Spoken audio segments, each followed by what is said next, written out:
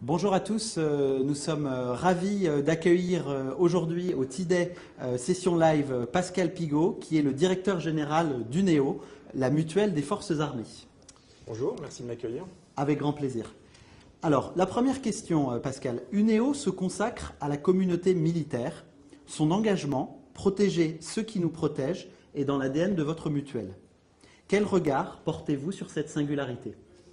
Alors UNEO est effectivement la mutuelle des forces armées, ce qui tombe maintenant bien puisque le ministère de la Défense précédemment qui nous intéressait à changer de nom pour devenir le ministère des Armées. UNEO se construit comme étant le prolongement naturel de la protection sociale des militaires et de leurs familles, en tout temps et en tout lieu. Lorsque l'on parle de protection sociale, mais ça c'est un terme générique, on parle effectivement de santé, de prévoyance, de prévention, d'accompagnement social. Pour nous, en termes de singularité, l'attente, c'est que la réponse qui soit apportée soit au même niveau d'exigence, et d'attente que ceux pour lesquels elle est destinée. Voilà. Et puis, dans un autre registre, nous considérons que c'est un élément qui contribue de manière importante à l'opérationnalité des forces. Et aujourd'hui, elles sont présentes sur tous les théâtres, à la fois en métropole, à la fois sur notre territoire national, mais à la fois à l'étranger. L'autre singularité qui nous distingue, c'est, y compris dans le cadre de notre gouvernance d'ailleurs, c'est notre caractère militaire et mutualiste, qui est un caractère unique. Et donc c'est au quotidien faire coexister, faire en sorte que ces deux mondes se rejoignent, travaillent ensemble, et tout ça avec une double conviction qui est que nous devons travailler au service des autres, comme la population que nous protégeons, et que ce soit au quotidien avec un caractère utile. D'accord. L'utilité, très important, oui. Passons maintenant à un mot-clé aussi qui caractérise notre époque, c'est la transformation. UNEO, en ce moment, est en train d'être transformée. On parle de la transformation d'UNEO qui est au cœur de votre stratégie. Quels sont les principaux axes de cette transformation, Pascal ? Alors, UNEO est une mutuelle affinitaire. Donc, c'est le socle, c'est l'élément de base donc, de notre démarche de transformation.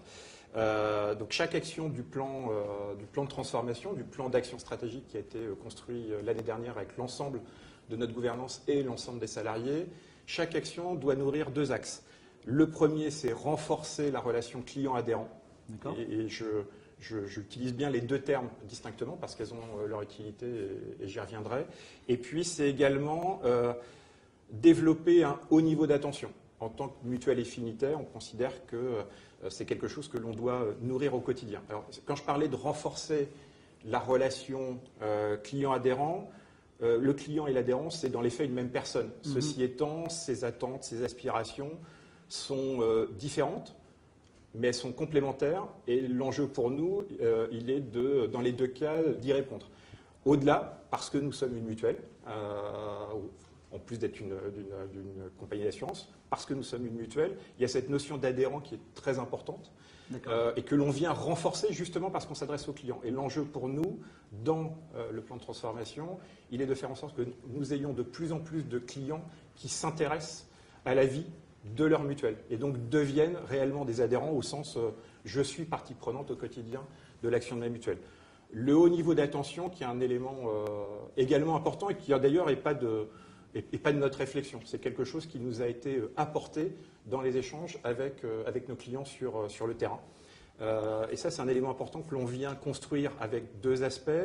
Le premier, c'est évidemment l'amélioration de la qualité de service. Donc, c'est la migration du système de gestion qui vient de se terminer d'ailleurs il y a quelques jours, après 2 ans de travail.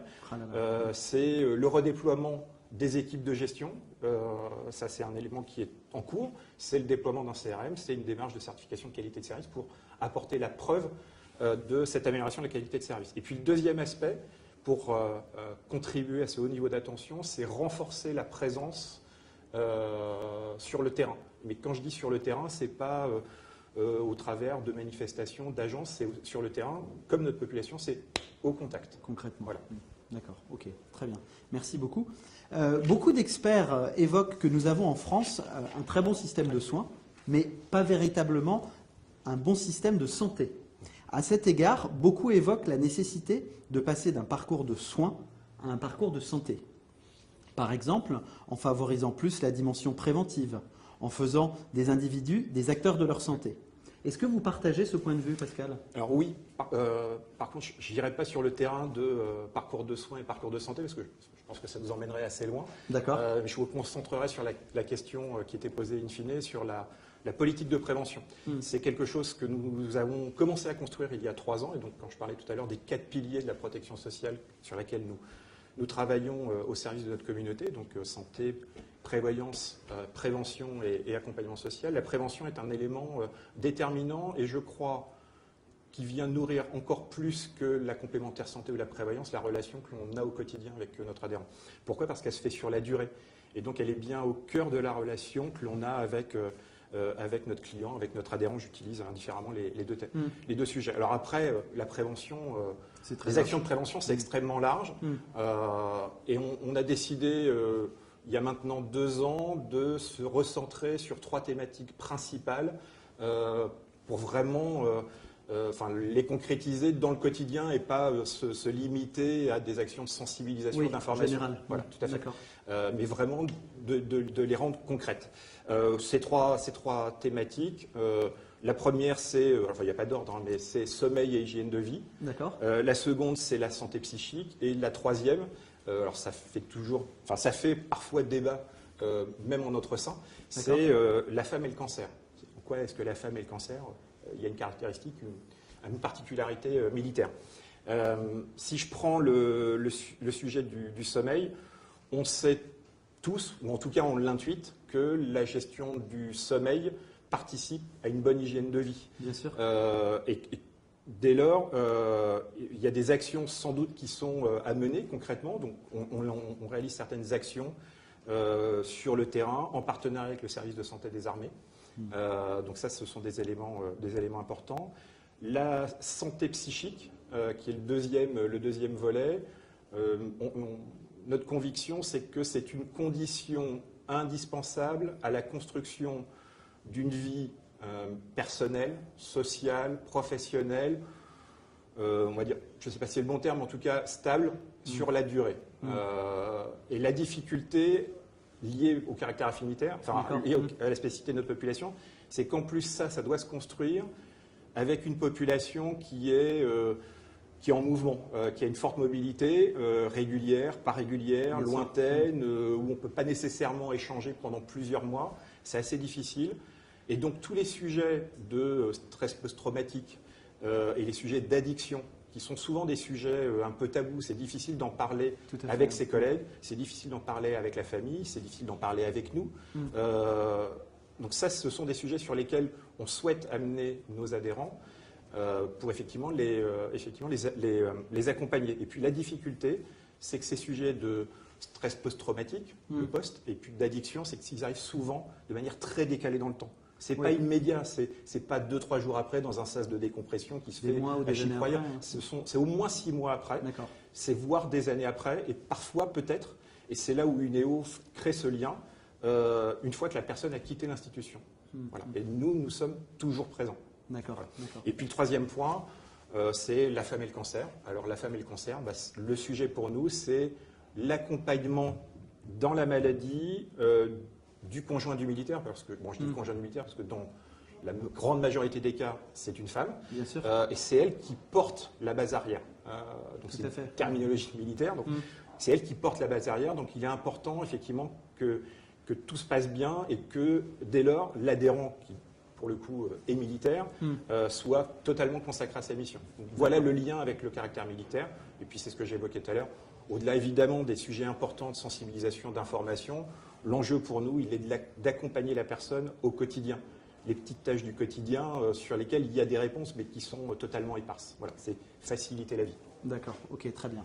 Donc, et ce que je voulais rajouter, c'est que chacun de ces sujets-là, on le voit bien, on s'adresse à une personne qui est concernée, mais tous ces sujets-là, si ça ne se passe pas bien, c'est-à-dire s'il y a un mauvais sommeil, un mauvais rythme de sommeil, s'il y a des problèmes d'addiction ou de stress post-traumatique, s'il y a un problème lié au cancer du conjoint, ça va impacter toute la famille. Bien sûr. Voilà. Donc là, on s'adresse à la fois à une personne, mais effectivement, en même temps, on s'intéresse, on prend soin, on famille. accompagne l'ensemble de la famille. D'accord, ok, très bien. Ok, très bien, merci beaucoup. La transformation numérique, on y revient encore et toujours. Bien sûr. L'évolution des usages et des comportements nécessite pour certains une évolution des métiers, des organisations qui évoluent vers une certaine agilité, on en parle beaucoup en ce moment, et des services proposés par une mutuelle à ses adhérents. Vous, quelle est votre vision de l'utilisation du digital ? Alors, moi, la première réflexion que j'ai lorsqu'on parle de digital, déjà, j'ai toujours un peu de difficulté lorsque j'entends parler de stratégie digitale. Stratégie digitale, je sais pas ce que c'est. Bien qu'on parle de transformation digitale. Et donc, je n'associe pas immédiatement digital et technologie. Je suis très intéressé par la technologie, mais c'est un autre sujet. Pour moi, le digital, ça constitue, et c'est une période passionnante, une opportunité de faire changer nos pratiques. C'est un incubateur, un accélérateur de changement de nos pratiques. Ça nous donne les moyens de changer nos pratiques. Voilà, pour moi, le sujet, il est là. Ce qui doit nous guider dans les choix que l'on fait, ce n'est pas l'accumulation de diverses technologies. Non. Ça, on a pu être tenté de le faire et souvent. C'est un piège. C'est un piège et c'est un échec. Il n'y a pas d'adhésion tant de nos clients que de l'interne. Mais ce qui doit nous guider, ce sont les usages. Si on n'arrive pas à définir rapidement les usages, on va au gadget. Voilà, et c'est ce qu'on empile, ce qu'on disait tout à l'heure. Des choses qui vont des pas... Technologies des technologies, tout à fait.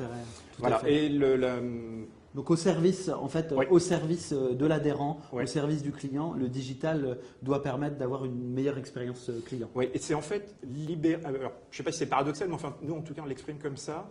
Je ne sais pas si le digital est quelque chose de... Enfin, une notion qui... Enfin, en tout cas, moi, qui me parle et qui nous parle, parce que... Physique et digital, voilà, pour tout à ceux fait. qui nous regardent. Pardon. Le digital, il est réussi lorsqu'il permet de libérer du temps humain pour nourrir la relation à valeur ajoutée qu'on aura. Tout à fait. Voilà. Donc c'est, à la limite, basiquement, je mets de côté tous les sujets récurrents qui n'ont pas de valeur ajoutée dans leur relation. C'est d'ailleurs ce qu'on a fait avec la nouvelle plateforme web que l'on vient de déployer. C'était le 17 mai, donc c'est encore très récent, où on a essayé de faciliter la vie au quotidien. Alors on est évidemment passé d'une plateforme transactionnelle, mais donner le pouvoir à l'adhérent de faire le plus possible. Mais c'est lui qui décide. S'il veut passer par une plateforme téléphonique, s'il veut passer par un de nos salariés, un de nos correspondants, libre à lui, mais on a la capacité de le faire. Donc ça, c'est assez important. Il y a un élément important du digital alors, qui est sans doute lié alors, au contexte réglementaire, protection des données, au contexte de renforcement en matière de sécurité, on a eu quelques éléments ces derniers jours, et puis qui est lié à une population particulière, qui est la population des forces armées que nous protégeons très majoritairement. Et donc ce sujet, c'est celui de la protection des données, qui est pour nous une priorité absolue, sur laquelle, évidemment, on a investi sur la sécurité des systèmes d'information depuis l'origine, mais depuis quelques années, on s'est attaché à travailler sur l'usage, sur la sécurité des données. Et puis, plus récemment, nous avons commencé une collaboration régulière, parfois étroite, avec la direction de la protection des installations de défense, même si nous ne sommes pas du ressort du ministère des Armées. Pour autant, on a considéré que c'était un élément important. Et donc, dans ce sujet-là, l'objet, évidemment, il y a des sujets techniques de sécurité des données, d'accès aux données, mais c'est, je pense, et c'est intéressant dans le sujet du digital, pour le coup, là aussi, un véritable changement de culture. C'est commencer à faire passer en interne une culture de quel usage je fais des données, quel usage raisonné je fais des données, même s'il doit avoir une valeur ajoutée, et dans une logique de sécurité, parce qu'on protège une population qui est quand même sensible. Bien sûr. Voilà. Ok, très bien. Merci beaucoup. Alors, une dernière question rapide, un peu plus générale, sur Unéopole, le pôle mutualiste de protection sociale dédié aux membres de la communauté sécurité défense. Que pouvez-vous dire de ce partenariat qui semble visiblement assez stratégique ? Alors oui, c'est vraiment un partenariat stratégique sur lequel, côté Unéo, mais comme les deux autres partenaires, la Mutuelle Générale de la Police ou la GMF et Covea, ont travaillé pendant plusieurs mois, voire 18 mois. Oui. Un élément, une date clé, c'est le 19 septembre dernier. Donc Unéo, la Mutuelle Générale de la Police, la GMF avec le soutien de Covea. Ce soutien est important. Chacun dans leur domaine sont des acteurs référents de la protection d'une population dont l'enjeu est de protéger ceux qui nous protègent. ont créé, ont formalisé cette alliance et ont créé Unéopole que vous évoquiez. Alors, on considère que c'est une réponse concrète pour servir, protéger ceux qui nous protègent. Mais alors concrètement, puisque au-delà de la création de structures, des créations de structures, c'est toujours assez facile à faire, il y en a eu pléthore. Concrètement, depuis le 3 avril, nous avons une convention de distribution croisée entre Unéo et la GMF, d'indication croisée, pardon, pas de distribution croisée, mais d'indication croisée. Ça signifie quoi? Ça signifie que Unéo, lorsqu'il est au contact de sa population, indique les offres d'assurance de biens de la GMF et réciproquement, les conseillers GMF, que ce soit en agence ou sur le terrain, indiquent les offres santé et prévoyance d'Unéo. Voilà. Et donc ceci se fait en bonne intelligence et en forte proximité. Parfois même l'impression qu'ils se connaissent depuis des mois. Et puis il y a une autre réponse concrète qui nous est une actualité importante, c'est que dans le cadre de la réponse à l'appel d'offres du ministère des Armées, alors à l'époque c'était encore le ministère de la Défense, mais du ministère des Armées pour la protection sociale de ses ressortissants, nous avons fait avec la GMF une réponse conjointe sur les aspects de distribution et nous avons travaillé ensemble sur la construction et la réassurance de notre offre de prévoyance. Donc là on a déjà 2 éléments concrets assez rapides qui permettent d'illustrer ce partenariat. D'accord, donc de plus en plus d'alliances avec d'autres acteurs. Voilà. Oui. Alors sur le sujet des alliances justement... Il y en a d'autres possibles dans le futur? Alors oui, c'est vrai que c'est un sujet important. Moi ce que j'aime à dire c'est que ce Unéopole, ce partenariat stratégique, vous l'évoquiez, il est privilégié mais non exclusif. Ça veut dire quoi? Ça veut dire qu'on s'oblige à avoir une réflexion ensemble, mais qu'on ne s'interdit pas d'avoir une réponse qui vienne de l'extérieur. Et donc dès le début, on s'est mis d'accord pour se donner la possibilité de nouer je sais pas, peu importe la forme, mais des alliances ou des partenariats, pour autant que que ça partage nos valeurs. Bien sûr. Voilà, puisqu'on est tous acteurs de la sphère mutualiste. Et puis que ça vienne nourrir le projet que nous sommes en train de construire, bien sûr. De protection. Garder votre ADN. Tout à fait. Bien sûr. Ok, très bien. Merci beaucoup Pascal pour votre temps et cette interview. Et nous vous disons à très vite pour le prochain interview. Merci beaucoup. Merci à tous.